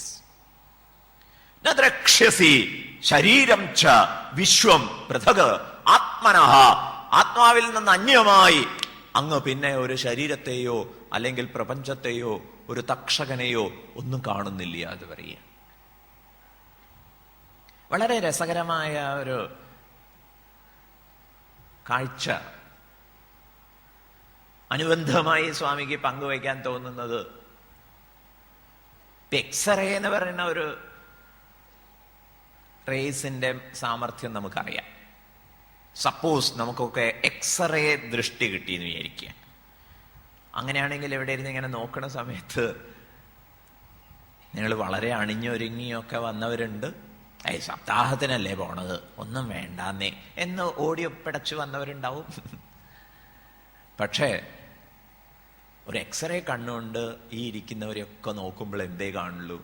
അണിഞ്ഞൊരുങ്ങിയതോ ആഭരണങ്ങളോ ഒന്നും കാണില്ല. ആ കാഴ്ച അത്ര സുഖാവില്ല അല്ലേ? തൊലിയുമെലുമ്പുമലം ദുരന്തമന്ത കലകളുമേന്തു, കുറെ അസ്ഥികൂടങ്ങൾ ഇങ്ങനെ കസേരയിരിക്കുന്നത്. ഇത് സത്യമായ കാഴ്ച തന്നെയല്ലേ? ഈ സമയത്തും അതങ്ങനെ തന്നെയാണ്. കുറച്ചുകൂടി മുന്നോട്ട് പോയാലോ, ലക്കിലി 16-ാം നൂറ്റാണ്ട് മുതൽ വികസിച്ചു വന്ന ശാസ്ത്രം ഒരു 19-ാം നൂറ്റാണ്ടിന്റെ തുടക്കത്തിലേക്കൊക്കെ പറഞ്ഞു വെച്ചു, ഒക്കെ ഊർജമാണ്. സപ്പോസ് ഊർജത്തെ കാണാനുള്ള കണ്ണടയായിരിക്കുക. അപ്പൊ നമ്മൾ ആ കണ്ണടയായിട്ട് ഇങ്ങനെ നോക്കി നിൽക്കുമ്പോൾ ഊർജം മാത്രം, ഈ പദാർത്ഥ ഭേദങ്ങളൊന്നും ഉണ്ടാവില്ല. ശരിയല്ലേ? ഫിസിക്സ് തെളിയിച്ചതാണല്ലോ. ഫിസിക്സ് പറയുന്നു ഒരു ദ്രവ്യം, മാറ്റർ, എന്താണ്? അൾട്ടിമേറ്റ്ലി അത് അടിസ്ഥാനപരമായിട്ട് ഊർജമാണ്. മോളിക്യൂൾസ് ആണെന്നും ആറ്റംസ് ആണെന്നും ഇലക്ട്രോൺ, പ്രോട്ടോൺ, ന്യൂട്രോൺ ആണെന്നും ഒക്കെ പല ഘട്ടങ്ങളിലും പറഞ്ഞു. ഒടുവിൽ എന്താ പറയുക? എനർജി. അപ്പൊ ഈ കണ്ണടയായിട്ട് ഒരാൾ നിൽക്കുന്നു, തൊട്ടടുത്ത് മറ്റൊരാൾ സാധാ കണ്ണുമായിട്ടും കണ്ണടയായിട്ട് നിൽക്കുന്നു എന്ന് വിചാരിക്കുക. അയാൾ കാണുന്ന ഒരു കാഴ്ച ഇയാൾ എങ്ങനെയാ കാണുക? അയാൾ കാണുന്ന ഒരു കാഴ്ച എന്താണ്? ഒരാള് ധാരാളം മൺകുടങ്ങളും പേറി വിൽപ്പനയ്ക്ക് വേണ്ടി വരുന്ന കാഴ്ച കാണുന്നു. എന്നിട്ടോ അയാളുടെ കാല് എന്തിലോ തട്ടി തെന്നി വീണു, കുടങ്ങളൊക്കെ പൊട്ടി. ഇങ്ങോരൊച്ച കേൾക്കും എന്നല്ലാതെ ഇദ്ദേഹത്തെ സംബന്ധിച്ചിടത്തോളം മൺകുടങ്ങൾ പേറി വരുന്ന ആളില്ല, പൊട്ടിയതുമില്ല. ശരിയല്ലേ? ഇതുപോലെ ആത്മനിഷ്ഠയിൽ ലോകം കാണില്ല എന്നല്ല കേട്ടോ അർത്ഥം. ഉദാഹരണത്തിന് അതിന്റെ പരിമിതിയുണ്ട്. പക്ഷെ പൃഥക്, വേറിട്ടതായിട്ട് കാണുന്നില്ല. എല്ലാം ഈ ആത്മാവിന്റെ വൈഭവമായിട്ട്. ഇതിലേക്ക് കൂടുതൽ നമ്മുടെ ഏറ്റവും വലിയ പ്രശ്നം രാഗദ്വേഷങ്ങളാണ്. ഇതൊക്കെ കൊള്ളാമെന്നും കൊള്ളില്ലെന്നൊക്കെ തരം തിരിച്ച് കണ്ടുകൊണ്ടിരിക്കുന്നു. ഇതൊക്കെ അസ്തമിച്ച ഒരവസ്ഥ സാധ്യമാണ് എന്ന് പറയും. അതിന് ഇവയെ ചൊല്ലിയുള്ള പ്രതീക്ഷകളൊക്കെ അകന്ന് ആധാരതത്വത്തെക്കുറിച്ചുള്ള ചിന്ത ഉറച്ചു വരണം. ഉത്സാഹിക്കൂ. നദ്രക്ഷ്യസി ശരീരം ച വിശ്വം ച പൃഥക് ആത്മനഃ. ഹേ പരീക്ഷിത്തെ, ഇപ്രകാരം ഞാൻ ഹരിലീലാ കഥനം ഉപസംഹരിക്കുന്നു. ഇത് അറിഞ്ഞാൽ എന്താ ഗുണം? ഭഗവാന്റെ കഥ അറിഞ്ഞാൽ എന്താ ഗുണം? അത് വലിയ വിശേഷാട്ടോ. അവിടെ ഒരു വലിയ രഹസ്യം ഒളിപ്പിച്ചു വെച്ചിട്ടുണ്ട്. നമ്മൾ അറിയുന്നത് ഭഗവാന്റെ കഥ. അതുകൊണ്ട് നമുക്ക് എന്താ ഗുണം? അറിവ് കൊണ്ട് നമുക്ക് മുക്തി ഉണ്ടാവുന്നതാണ്. അറിവിനൊരു വലിയ പരിമിതിയുണ്ട്. അറിവിന്റെ കരുത്തിനെ കുറിച്ച് നമുക്ക് വാനോളം പുകഴ്ത്തി പറയാം. അറിവിന്റെ പരിമിതി എന്താണെന്നറിയാമോ? അറിവിന് ഒന്നിനെയും പുതുതായി സൃഷ്ടിക്കാൻ കഴിയില്ല, ഉള്ള ഒന്നിനെ നശിപ്പിക്കാനും സാധിക്കില്ല. ശ്രദ്ധിക്കുക, അറിവ് ഒന്നിനെയും പുതുതായിട്ട് ഉണ്ടാക്കുന്നില്ല, ഉള്ള ഒന്നിനെ ഇല്ലാതാക്കുന്നുമില്ല. അറിവ് ആകെ ചെയ്യുന്നത് ഉള്ളതിനെ ഉള്ളതുപോലെ അറിയിക്കുക എന്നുള്ളതാണ്. അങ്ങനെയാണെങ്കിൽ അറിവ് കൊണ്ട് മുക്തി ഉണ്ടായി എന്ന് പറഞ്ഞാൽ എന്താ അർത്ഥം? ജന്മകർമ്മ ച മേ ദിവ്യം ഏവം യോ വേത്തി തത്വതഃ ത്യക്ത്വാ ദേഹം പുനർജന്മ നൈതി മാമേതി സോർജുന എന്ന് ഭഗവത്ഗീതയിലും ഭഗവാൻ പറഞ്ഞു വെച്ചിട്ടുണ്ട്. എന്റെ ദിവ്യമായ ജന്മകർമ്മങ്ങളെ അറിയുന്നവൻ, ഹേ അർജുന, പിന്നെ അവൻ ഒരു ദേഹവും സ്വീകരിക്കാൻ പോകുന്നില്ല. നൈതി മാം ഏതി, അവൻ എന്നെ തന്നെ പ്രാപിക്കും. How it is possible? അതെങ്ങനെ സംഭവിക്കും ചോദിക്കുക. കാരണം ഇവിടെ ഈശ്വരന്റെ കഥ അറിയുന്നു, ഹരിയുടെ ലീല മനസ്സിലാക്കുന്നു എന്ന് പറഞ്ഞാൽ നാം നമ്മളെ തന്നെ അറിയണു എന്നർത്ഥം. But in A deeper sense, കൂടുതൽ ആഴത്തിൽ നാം നമ്മെ മനസ്സിലാക്കുന്നു. അവിടെ നമ്മൾ എന്താ അറിയണത്? സർവദാ സർവദാ മുക്തഃ ഏവാഹം, ഞാൻ എല്ലായ്പ്പോഴും എല്ലാ പ്രകാരത്തിലും എല്ലാ തരത്തിലും മുക്തനായിരുന്നു. ഇതാണ് മനസ്സിലാക്കുക. തത്വബോധത്തിൽ ശങ്കരാചാര്യ സൂചിപ്പിക്കും, യാവത് പര്യന്തം ജീവേശ്വരയോഹോ ഭേദദൃഷ്ടി സ്യാത് താവത് പര്യന്തം ജനന മരണ സംസാരാത് ന വിമുക്തി. ഏത് കാലം വരെ ജീവനും ഈശ്വരനും വേറെയാണെന്നുള്ള തോന്നലുണ്ടോ, പ്രബലമായ തോന്നൽ ഉള്ളിടത്തോളം കാലം മുക്തിയില്ല. ഈശ ജീവയോർ വേഷധീഭിത സത്സ്വഭാവത്തോ വസ്തു കേവലം വേഷഹാനത സ്വാത്മദർശനം ഈശദർശനം സ്വാത്മരൂപത. ഈശ്വരനും ജീവനും തമ്മിൽ വേഷത്തിന്റെ വ്യത്യാസമാണ്. ശരീരാദികളുടെ താതാത്മ്യ വേഷം അതങ്ങടെ ഒഴിവായി കഴിഞ്ഞാലോ ഈശ്വരനും ജീവനും in essence one and the same, അടിസ്ഥാനപരമായി ഒരേ തത്വം. ഇതാണ് മുക്തി. സൂതൻ പറഞ്ഞു, ഏതന്നിശമ്യ മുനിനാഭീതം പരീക്ഷിത് വ്യാസാത്മജേന നിഖിലാത്മദൃശാ സമേന തത്പാദമൂലം ഉപസൃത്യ നതേന മൂർധ്നാ ബദ്ധാഞ്ജലിസ്തമിതാമാഹ സവിഷ്ണുരാതഃ. സവിഷ്ണുരാതഃ, ആ വിഷ്ണുരാതൻ പരീക്ഷിത് മഹാരാജാവ്, ഈ സാരോപദേശം പകർന്നു തന്ന സാക്ഷാത് ശുകബ്രഹ്മർഷിയെ നമസ്കരിച്ച് ബദ്ധാഞ്ജലിയുമായിട്ട് പറയുന്നു. ആരാണ്? വ്യാസാത്മജൻ, നിഖില ആത്മദൃശാസമേന. സകലരിലും സർവവ്യാപിയായി പരിലസിക്കുന്ന ആത്മതത്വത്തെ ദർശിക്കുന്ന മാമുനി. ആ മാമുനിയുടെ ഉപദേശമൊക്കെ കേട്ട് തൊഴുതുകൊണ്ട് പറയുന്നു പരീക്ഷിത് മഹാരാജാവ്, സിദ്ധോസ്മി. ഇത് നമുക്ക് അവിടെ നമ്മളോട് പറയാൻ, അല്ലെങ്കിൽ നമ്മുടെ ഗുരുവിനോട് ഇങ്ങനെയൊക്കെ ഇരുന്ന് ധ്യാനിക്കുന്ന വേളയിൽ കിട്ടുന്ന ഒരു ഉൾക്കാഴ്ചയില്ലേ, അതിന്റെ പശ്ചാത്തലത്തിൽ നമ്മുടെ ഗുരുവിനോട് നമുക്ക് സ്വകാര്യമായിട്ട് പറയാവുന്നതാണ്. ഗുരുവിനോട് ചെന്ന് പറയണ കാര്യമില്ല. ഈ ഒരു നിഷ്ഠ എനിക്ക് അങ്ങയുടെ അനുഗ്രഹം കൊണ്ട് കിട്ടി എന്നൊക്കെ ഇടയ്ക്കിടയ്ക്ക് ആലോചിച്ചുറപ്പിക്കാവുന്നതാണ്. അങ്ങനെയുള്ള അഭ്യാസം നടക്കട്ടെ എന്ന് പറയാം. എത്രയെത്ര മനോയാതി തത്ര തത്ര സമാധയ, സാധിക്കും. യഥോ യഥോ നിശ്ചരതി മനശ്ചഞ്ചലമസ്ഥിരം തതസ്തോ നിയമ്യേതത് ആത്മന്യേവ വശം നയേത്. ഏതേത് വിഷയങ്ങളിലേക്ക് തെന്നിപ്പോകുന്നുവോ അവിടെ നമുക്ക് കൂട്ടിക്കൊണ്ടുവരുമോ എന്ന് പറയും. എന്നിട്ട് നമുക്കും പറയാൻ പറ്റട്ടെ, സിദ്ധോസ്മി അനുഗ്രഹീതോസ്മി. ഞാൻ സിദ്ധനായിരിക്കുന്നു, ഞാൻ അനുഗ്രഹീതനായിരിക്കുന്നു. I am so blessed. ശ്രാവിത് ഭവതാ കരുണാത്മന. ഇതിന്റെ ക്രെഡിറ്റ് പക്ഷെ അങ്ങേക്കാണ്. അങ്ങയുടെ അപാര കാരുണ്യം കൊണ്ട് എനിക്ക് ഈ ഒരു ഉൾക്കാഴ്ച സാധിച്ചിരിക്കുന്നു. ഞാനിപ്പോ അത്ഭുതപ്പെടുകയാണ്. ഇത്രയും കാലം ഞാൻ എന്തേ ആകെ പരിഭ്രമിച്ച് അലയാനിട വന്നു. It was so simple. സിദ്ധോസ്മി അനുഗൃഹീതോസ്മി ഭവതാ കരുണാത്മന ശ്രാവിതോ യച്ഛമേ സാക്ഷാത് അനാദിനിധനോ ഹരിഹി. അനാദിനിധനായ ഹരിയെ ഞാൻ കേൾപ്പിക്കപ്പെട്ടു. അവിടുന്ന് അത് എന്നെ കേൾപ്പിച്ചൂലോ. തൃപ്തിയായി. സർവം ഹരിമയം ജഗത്ത് ഹരിരേവാഹം. ഞാനും ഹരിയാണ്, ഈ ജഗത്ത് മുഴുവൻ ഹരിമയം. സിദ്ധോസ്മി അനുഗൃഹീതോസ്മി. നാത്യദ്ഭുതമഹം മന്യേ മഹതാമച്യുതാത്മനാം അജ്ഞേഷു താപതപ്തേഷു ഭൂതേഷു യദനുഗ്രഹഃ. അങ്ങയുടെ അനുഗ്രഹത്താൽ എനിക്ക് ഇത് സാധിച്ചു തീർച്ചയായിട്ടും. പക്ഷേ അങ്ങൊരു വലിയ അത്ഭുതം കാണിച്ചു എന്നൊന്നും ഞാൻ വിചാരിക്കണില്ല. കാരണം പരീക്ഷത്തിന് ഇപ്പൊ ഏതാണ്ട് ആ സ്റ്റാൻഡേർഡ് മനസ്സിലാവുമല്ലോ.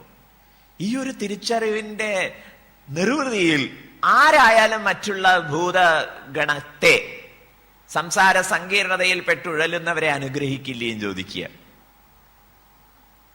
ചന്ദ്രന് സൂര്യപ്രകാശത്തെ ഏറ്റുവാങ്ങി നിലാവായി ചൊരിയാതിരിക്കാൻ നിവൃത്തിയില്ല. വൃക്ഷത്തിന് ആ സൂര്യപ്രകാശം ഏറ്റുവാങ്ങി തണലായി ചൊരിഞ്ഞു തരാതിരിക്കാൻ നിവൃത്തിയില്ല. ഇതുപോലെ you are helplessly doing it.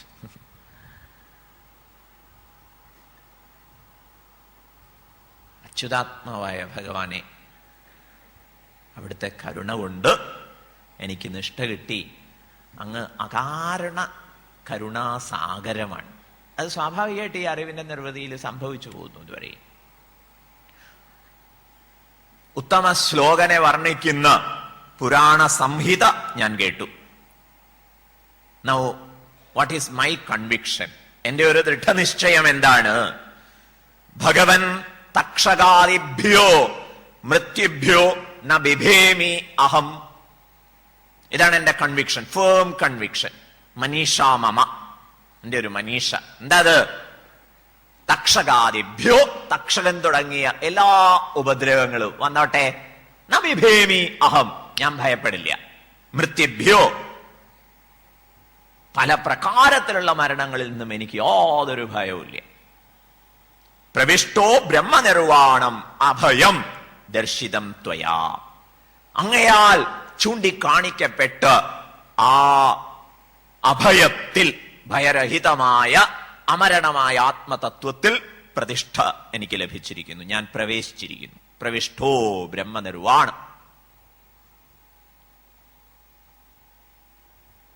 മരണമൊരു അനിവാര്യമാണ് ശരീരാദികളെ സംബന്ധിച്ചിടത്തോളം, ലോകത്തെ സംബന്ധിച്ചിടത്തോളം. പക്ഷെ മരണഭയത്തിന്റെ നിഴലിൽ ജീവിക്കേണ്ടി വരിക എന്ന് പറയുന്നത് വലിയൊരു സങ്കടം തന്നെയാണ്, അത്യാഹിതം തന്നെയാണ്. അത്യാഹിതം.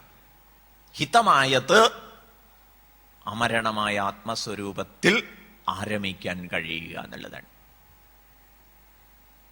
ഇപ്പൊ നമ്മൾ തീരുമാനിക്കണം, മരണഭയത്തിന്റെ നിഴലിൽ ജീവിക്കില്ല. അഹനി അഹനി ഭൂതാനി ഗച്ഛന്തി യമാലയെ ശേഷാഹ സ്ഥാവരമിച്ഛന്തി കിം അദ്ഭുതം അതഃ പരം. ഇതിനേക്കാൾ വലിയൊരു അത്ഭുതം എന്താ ഉള്ളത്? എല്ലാവരും മരിക്കണത് കണ്ടിട്ടും നമുക്കൊരു തോന്നല്, ഞാൻ മരിക്കില്ല. വിവേകാനന്ദ സ്വാമികൾ പറയണു, ഇത് അറിവിന്റെ അത്ഭുതമാണ് എന്ന്. വിഡ്ഢിത്തമല്ല എന്നാ.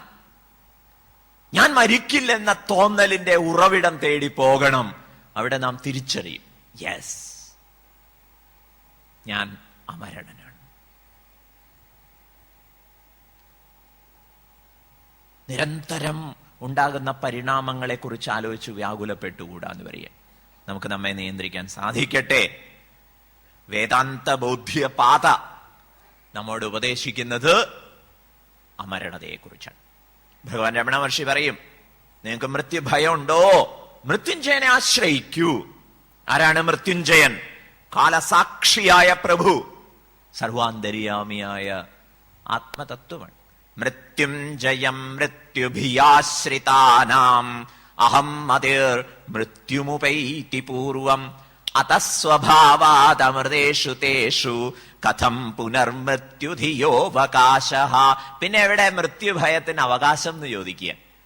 മൃത്യുഞ്ജയനെ, കാലത്തെ അറിയുന്ന കാലകാലനെ, കാലസാക്ഷിയെ മരണത്തെ ജയിച്ചവൻ ആരാണ്? മരണത്തെ അറിയുന്നവൻ, സമയത്തെ അറിയുന്നവനാണ്. അതാരാ? അന്തര്യാമിയായിട്ടുള്ള പ്രഭുവാണ്. അറിയുന്നതോടുകൂടിയോ അഹന്ത ഇല്ലാണ്ടാവും. അഹന്ത എന്ന് പറഞ്ഞാൽ ശരീരാദികളോട് താതാത്മ്യം പ്രാപിച്ച് അഹത്തിനൊരു രൂപം വരുന്നതാണ്.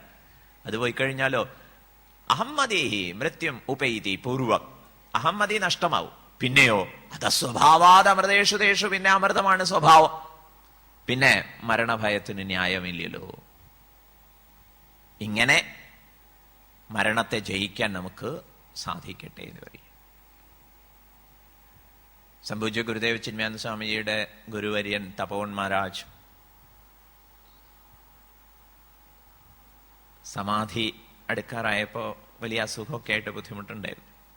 അപ്പൊ ചിന്മയാനന്ദ സ്വാമിജി അവിടെ ചെന്നിട്ട് പറഞ്ഞു, ഗുരുദേവ്, അങ്ങയെ ഡൽഹിയിലേക്ക് ഓൾ ഇന്ത്യ മെഡിക്കൽ ഇൻസ്റ്റിറ്റ്യൂട്ടിലേക്ക് കൊണ്ടുപോകാൻ അനുവാദം തരണം.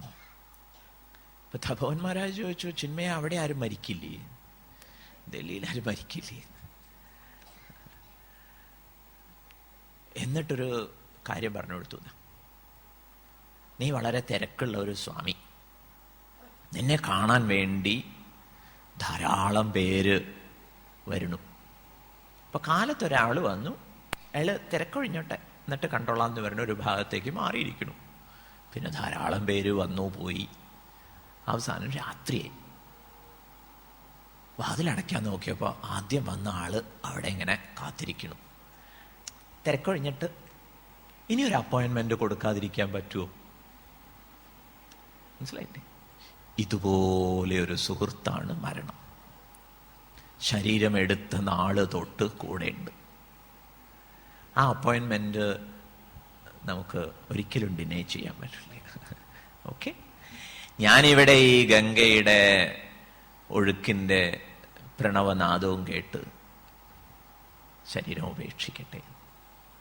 ഈ ധന്യത എവിടെ നിന്ന് സാധിക്കും ചോദിക്കുക? തിരിച്ചറിവിന്റെ നിഷ്ഠ. ഭീഷ്മര് ദേഹം ഉപേക്ഷിച്ച കഥയൊക്കെ നമ്മൾ പലപാട് കേട്ടില്ലേ? മാറ്റിവെക്കാതിരിക്കും. ഈശാവാസ്യ ഉപനിഷത്തില് അവസാനത്തെ ഭാഗത്ത് ഒരു മന്ത്രമുണ്ട്. വായുരനിലം അമൃതം അധേദം ഭസ്മാന്തം ശരീരം ഓം ക്രതോ സ്മര കൃതം സ്മര കൃതോ സ്മര കൃതം സ്മര. ഇത് മരിക്കുന്നവരുടെ ചെവിയിൽ ഓതി കൊടുക്കണം എന്നാ സ്വാമിക്ക് പറയാൻ തോന്നാറുള്ളത്. എന്നും രാത്രി നമ്മൾ മരിക്കാൻ പോവാറില്ലേ? ഏതാണ്ട് ഒരു മരിച്ച പോലെ തന്നെയല്ലേ? അതിനു മുമ്പ് ഇതൊന്ന് പ്രാർത്ഥിച്ചോളൂ എന്ന് പറയും. എന്റെ പ്രാണൻ സമഷ്ടി പ്രാണനിൽ ലയിക്കും, ശരീരം ഭസ്മമായി പോവും. ഹേ മനസ്സേ, കേട്ടിട്ടുള്ള ശാസ്ത്രവാക്യങ്ങൾ സ്മരിക്കൂ. വിനോബ ഭവെ അങ്ങനെയാണ് വ്യാഖ്യാനിക്കുന്നത്. ഓ ക്രതോ, ഹേ മനസ്സേ സ്മരിക്കൂ. എന്ത്? കണ്ട കുണ്ടാമണ്ടിത്തരമൊന്നുമല്ല, ഗുരു അനുഗ്രഹത്തെ, ശാസ്ത്രപ്രസാദത്തെ സ്മരിക്കൂ. അപ്പൊ രാവിലെ അതേ ചിന്തയായിട്ട് ഉണരാൻ കഴിയും. അനുജാനീഹി മാം ബ്രഹ്മൻ വാചം യച്ഛാമ്യധോക്ഷജേ മുക്തകാമാശയം ചേതഃ പ്രവേശ്യ വിസൃജാമ്യസൂൻ.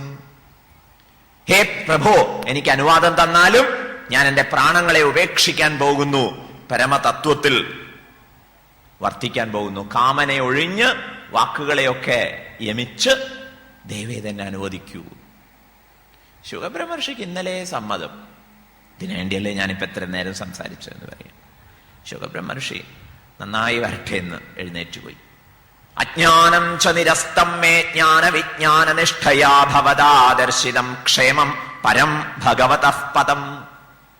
എന്റെ അജ്ഞാനമൊക്കെ നീങ്ങി ജ്ഞാന വിജ്ഞാന നിഷ്ഠയുണ്ടായി. അവിടുത്തെ അനുഗ്രഹം കൊണ്ട് ഭഗവത് പദം എനിക്ക് സാക്ഷാത്കരിക്കാൻ സാധിച്ചു പ്രഭോ, അനുവാദം തന്നാലും.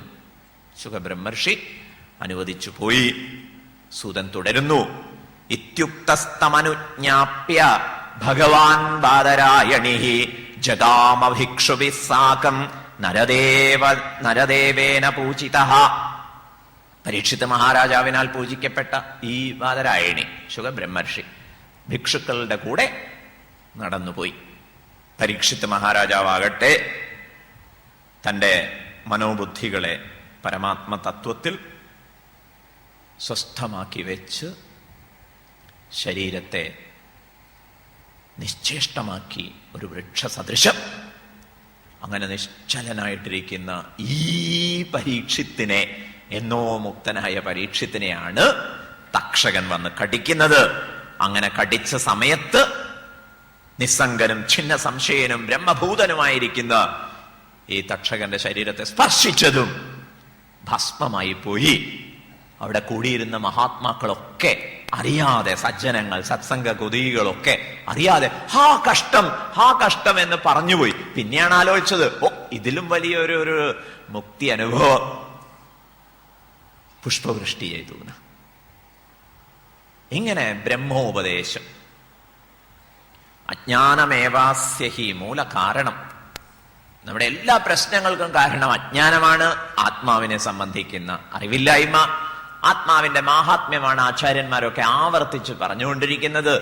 അത് അനുസന്ധാനം ചെയ്യാൻ പക്ഷെ നമ്മൾ തന്നെ തീരുമാനിക്കണം. ഉദ്ധരേത് ആത്മനാത്മാനം. അതുകൊണ്ട് നമുക്ക് ലഭിച്ച ഉപദേശങ്ങളൊക്കെ അവസരോചിതം ഇരുന്ന് ധ്യാനിക്കാൻ ഉത്സാഹിക്കാം. അങ്ങനെ ഈ ഒരു നിഷ്ഠ, അമരണ അഭയ നിഷ്ഠ, അത് നമുക്കൊക്കെ അവകാശപ്പെട്ടതാണ്. അത് മാറ്റിവെക്കാതിരിക്കാം. ഓരോ ദിവസവും ഇന്ന് ഞാൻ എൻ്റെ ആഴങ്ങളിലേക്ക് ആവോളം ഊളിയിടട്ടെ എന്നൊരു ആവേശം പുലർത്താം, ഉത്സാഹം നിലനിർത്താം. അങ്ങനെ ഈ പാതയിൽ ഉത്തരോത്തരം, ശ്രേയസ്സിൻ്റെ പാതയിൽ ഉത്തരോത്തരം അഭിവൃദ്ധി ഉണ്ടാവട്ടെ. അതിന് ഗുരുപരമ്പര അനുഗ്രഹിക്കട്ടെ, സാക്ഷാത് ശ്രീകൃഷ്ണ പരമാത്മാവ് അനുഗ്രഹിക്കട്ടെ എന്ന് ആശംസിച്ചുകൊണ്ട് ഇവിടെ ഒരു ഭാഷണത്തിനും കൂടി അവസരം തന്ന സംഘാടകരോടുള്ള കൃതജ്ഞത പ്രകാശിപ്പിച്ചുകൊണ്ട് ശ്രീമദ് ഭൂമാനന്ദ തീർത്ഥ മഹാരാജിൻ്റെ തൃപ്പാദങ്ങളിൽ പ്രണാമം അർപ്പിച്ച് ഈ ഭാഷണം ഭഗവത്പാദങ്ങളിൽ ഉപസംഹരിക്കുന്നു. ഹരി.